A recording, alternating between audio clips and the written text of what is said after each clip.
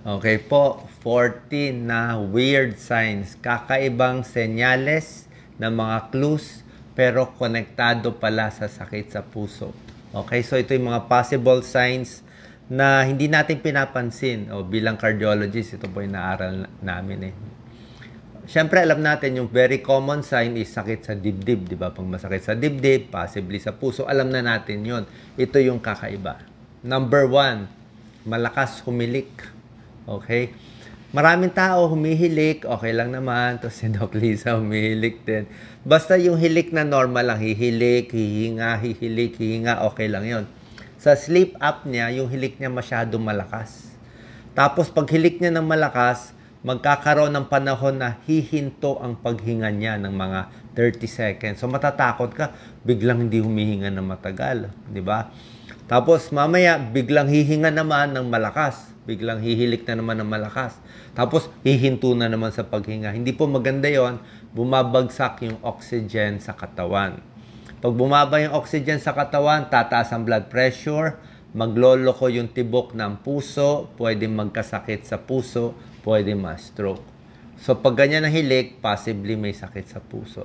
Usually, mga pasyente, malaki yung leeg, overweight, at dahil nga paghiga nila, yung dila, parang nagtatakip dito sa hingahan. So, ang mga may sleep apnea na apektuhan ng buong katawan. Pagkising nila, hindi masarap ang pakiramdam nila, parang puyat sila. So, high risk sila for stroke, dementia, at heart disease. Okay? Kaya pa-check rin guys sa sakit sa puso, gagamutin ng sleep apnea. May CPAP na gamutan sa sleep apnea. Magpapapayat din. Number 2, weird sign na meron ka palang sakit sa puso. Yellow-orange ng mga rashes. Minsan sa kamay, minsan sa mata. Ano itong mga yellow-orange? Yan pala po ay high cholesterol and high triglyceride level. Pwede magbaray maugat natin, no? Dito lumalabas sa mata. O, tingnan nyo po yung mata nyo. Minsan, hindi po ganito kalaki agad yan. Nag-uumpisa yan, parang freckles lang. Pero ang kulay niya, yellow-orange. Parang taba. Diba ang taba? Yan, o. Yan, o. Ngayon po. Maliit lang siya, o. Maliit lang, o. Butlig-butlig lang. Tapos pag titignan mo, yellow-orange siya. Ito, yellowish-orange. Parang golden. O, ipacheck nyo ang cholesterol nyo, triglyceride, malamang mataas yan. Kaya nga naglalabasan na dito. At syempre, pag mataas ang cholesterol, higher risk kayo for heart disease. Kaya magbabawas na sa mga matatabang pagkain. Anong gagawin dito? Usually, make-up lang eh. Hindi naman kaya tanggalin talaga. Dagdag ko na rin dito sa number 2. Meron ding unusual signs sa mata eh. Oo, tingnan nyo ah. Punta kayo sa salamin. Pag ang mata nyo may bilog na kulay puti, tawag natin dyan arcus senilis. Arcus, arco, bilog. Senilis, senile, matanda. Ikot ng pangmatanda. Senyales din to ng high cholesterol. Taba din po yan. Pag senior citizen na kayo, 60, 70, 80, merong ganito, pwedeng normal lang. Pero kung wala pa kayong 60 years old, tapos may bilog na agad, baka 40 pa lang, may puti na, pa-check nyo ang cholesterol nyo. Baka mataas po. Okay? Number 3, kakaibang senyales. Grip strength. Kailangan palang malakas ang grip natin. Pag isang tao, mahina ang grip, nakikita nila mukhang may connection din sa lakas ng puso. So yung mahina ang grip, malamang mahina yung muscle, o very weak, kulang sa sustansya, mas marami silang sakit. Diba? Baka mahina rin yung katawan, pati heart problem nagkakaroon. So kailangan talaga exercise, magpapalakas, mas maraming protina kakainin. Lalo na, di ba, mga senior, mahina na ang grip, kaya nagkakasakit sa puso. Another sign yan ng nutrition. Number 4, kakaibang sign din. Ito yung naaral namin bilang cardiologist. May earlobe crease. Ayan, may linya. Oo, pag bata pa tayo, walang linya. Minsan, may tao, lumalabas lang to pag tumatanda Kasi nga, nababawasan ng fatty tissue dito, kaya nagkakaline. Yung may earlobe crease, tingnan nyo po, tenga nyo, tawag dito Frank sign, higher risk for heart disease. Sabi nyo, anong connection? Yun na nakita nila sa pag-aaral eh. Na-report to sa New England Journal of Medicine. Earlobe crease, sign of heart disease. Plus itong mga yellow fatty deposits sa eyelids, yung kinakwento ko sa inyo. Tunay ba mahaba tenga, mahaba buhay? Hindi ko po alam. Mukhang kasabihan lang yan, mukhang walang connection. Pero yung may linya, mataas ang cholesterol at prone to heart disease, medyo may katotohanan doon. Number 5, kakaibang sintomas, nahihilo, lightheaded, parang matutumba, fainting, parang mawawalan ng malay. Okay? Pag ganyan nangyari, ang iniisip namin cardiologist lagi, mahina ang puso.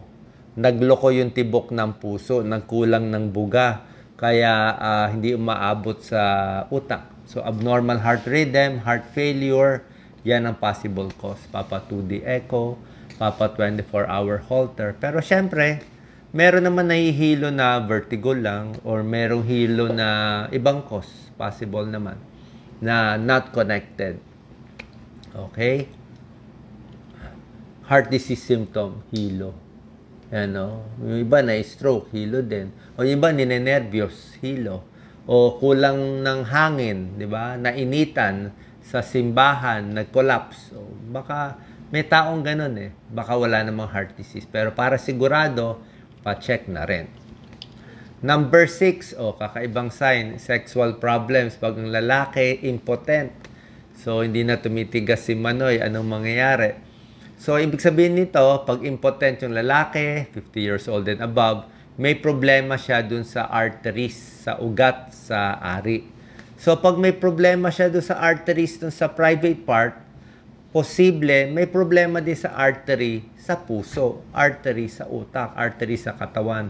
Kasi pare-pareho naman yan eh. Kaya tawag dyan cardiovascular system.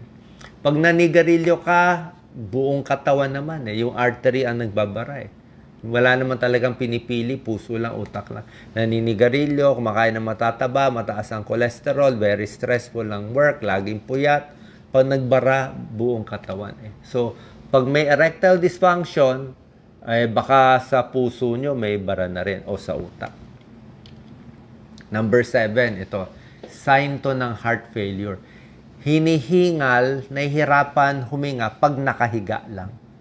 Tawag namin dito orthopnea, pag naka-flat.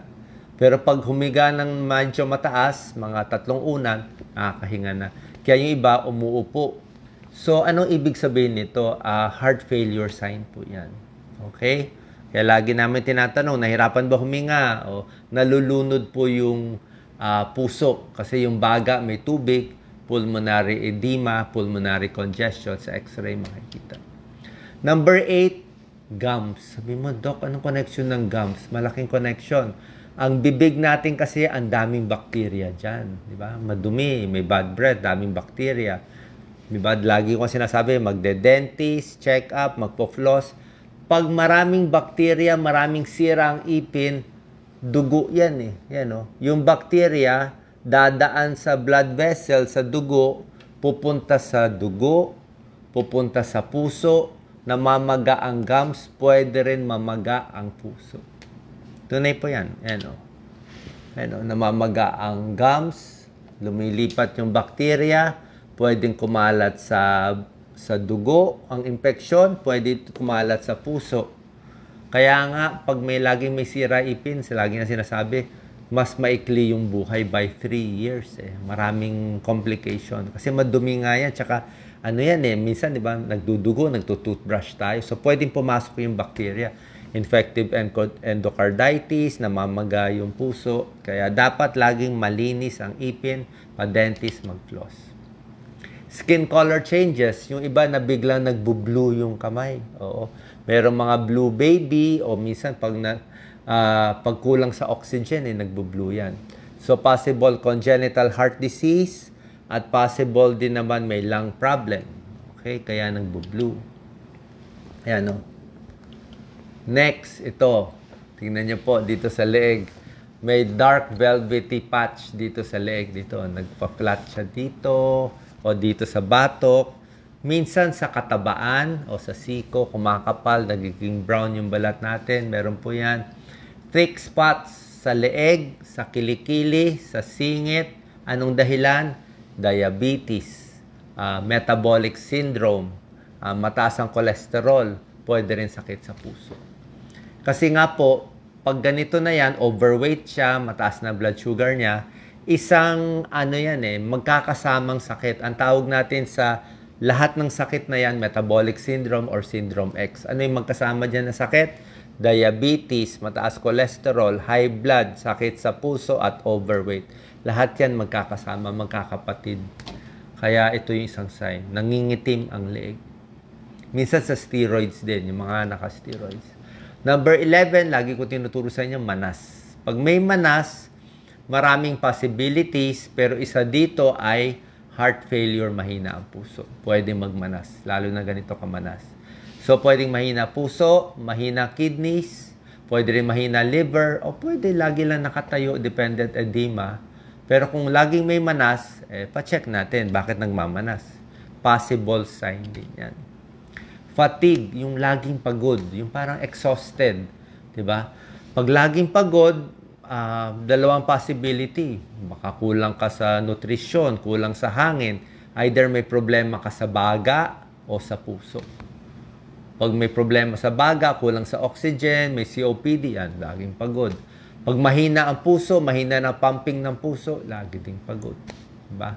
Pwede rin namang anemic o depressed, pero pabantayan natin. Okay, number 13, clubbing of fingers. O, lagi ko ito tinuturo sa inyo, ha. Yung mga may congenital heart disease, blue baby, yung mga daliri nila, kumakapal dito. Kumakapal dito sa balat at yung kuko tumataas. Parang ganito yan, o. Tumataas. Kaya pag dikit natin ang dalawang daliri, wala nang butas, nagdidikit. Oo. Pag nagdikit yan, clubbing of the fingers, congenital heart disease, blue baby, or matagal na may sira yung baga. Baka naninigarilyo, may hika, may emphysema, na matagalan nagka-clubbing. Diba?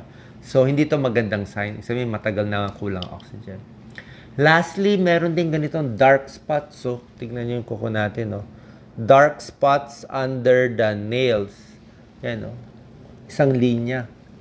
Ano mga possibilities? May possibility na skin cancer kung kulay itim, pero hindi siya bilog, eh. May possibility na diabetes, pero ito possibly din connected sa puso. Ang tawag dyan, infective endocarditis. So, nagkaka-infeksyon yung puso, yung valvula ng puso, tumutubo bakterya doon. Malay mo, baka galing sa ipin yung bakterya, pumunta sa puso.